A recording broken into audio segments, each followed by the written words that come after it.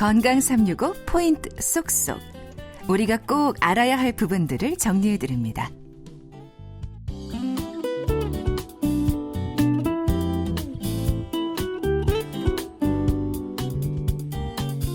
건강365 박광식의 건강 이야기, 음성질환에 대한 말씀 나누고 있습니다. KBS 홈페이지와 유튜브, KBS 콩, 그리고 팟캐스트로도 서비스되는데요. 고려대 구로병원 이비인후과 조재구 교수와 함께합니다. 교수님, 그러면 음성질환이라고 하면 쉰 목소리를 떠올리는데요. 이렇게 이해해도 될까요? 환자분들이 오시면은 다 되게 쉰 목소리라고 표현을 하십니다. 근데 사실 쉰이라고 하는 게 상하다라고 하는 뜻이니까 상한 목소리.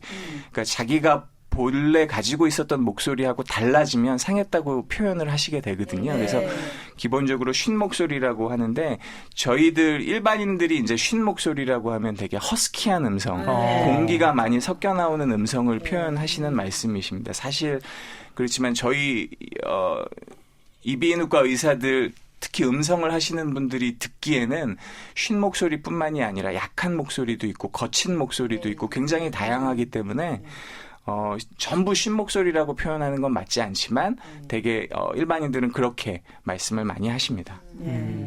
그러면 이 흔히 성대 결절하고 또 성대 폴립 같은 말인가요? 보통 이렇게들 얘기하는데 차이가 있는 건가요? 둘 사이는 전혀 다른 병이죠, 사실은. 생기는 원인이 좀 다르기 때문에 그런데요.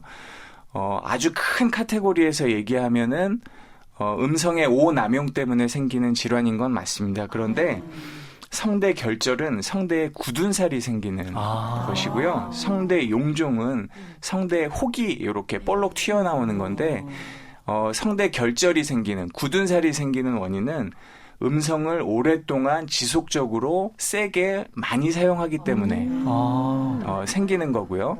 성대 폴립, 용종이라고 하는 건 갑자기 한 번에 센 소리를 크게 질렀을 때 성대 점막이 떨리면서 그 밑에 있는 혈관이 터져서 출혈이 되고 출혈성 용종이라고 하는 핏주머니가 사실 생기게 됩니다. 이제 핏주머니가 한번 생기게 되면 그 안에 피성분들이 다 흡수가 되고 안에 말랑말랑한 악교 같은 물질들이 남게 되는데요. 그게 혹을 만들게 됩니다.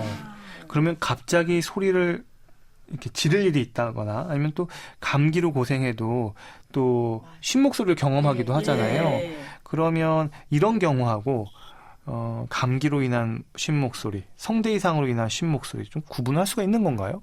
전부 다 사실은 성대 이상으로 인한 쉰 목소리인데요. 소리를 갑자기 많이 쓰시거나 감기 때문에 목소리가 변하시는 거는 대개 일주일이면 거의 대부분 다 좋아지십니다.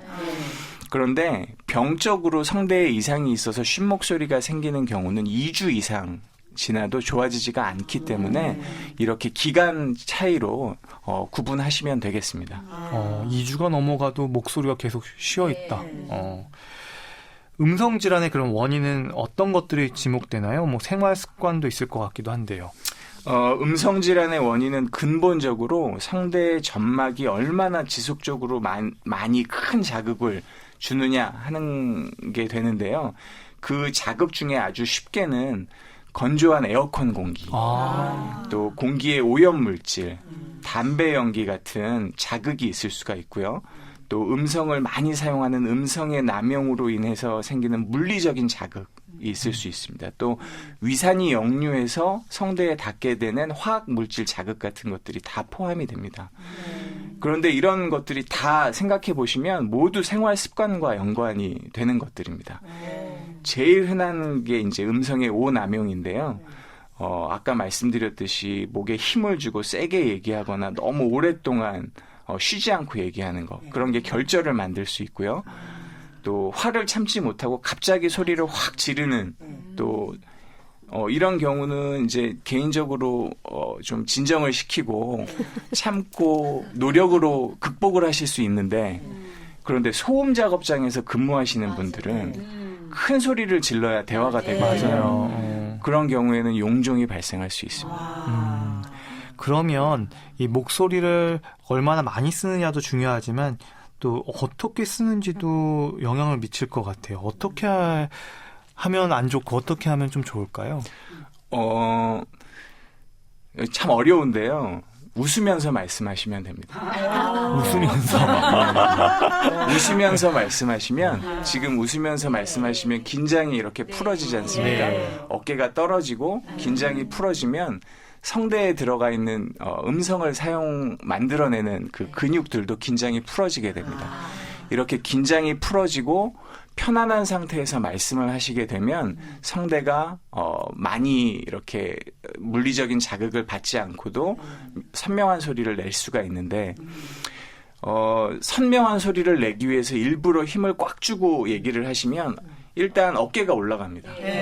어깨가 올라가고 성대 근육이 긴장을 하게 되고요. 센 소리를 내게 되시면 성대가 물리적으로 큰 자극을 받기 때문에 그렇게 얘기하시면 안 좋게 됩니다. 그래서 저희가 이제 환자분들한테 웃으면서 말씀하셔라. 이렇게 힘을 빼고 천천히 얘기하셔라. 이렇게 얘기 드립니다.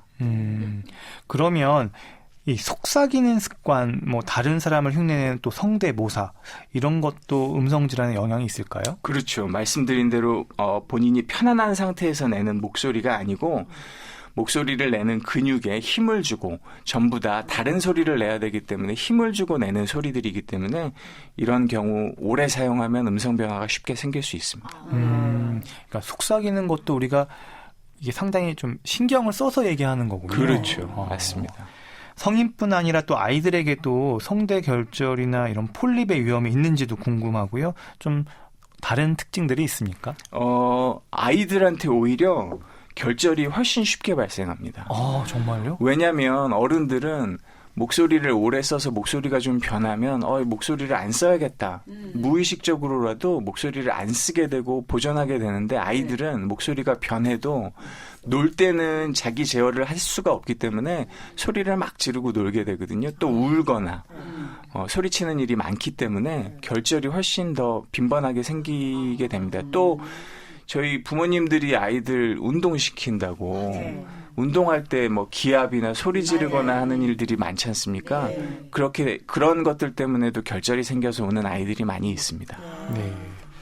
이렇게 또 여러 가지 음성질환 아이들과의 차이도 들어봤는데요. 마지막으로 이런 증상을 보일 때는 음성질환에 대한 검사를 받아볼 필요가 있다.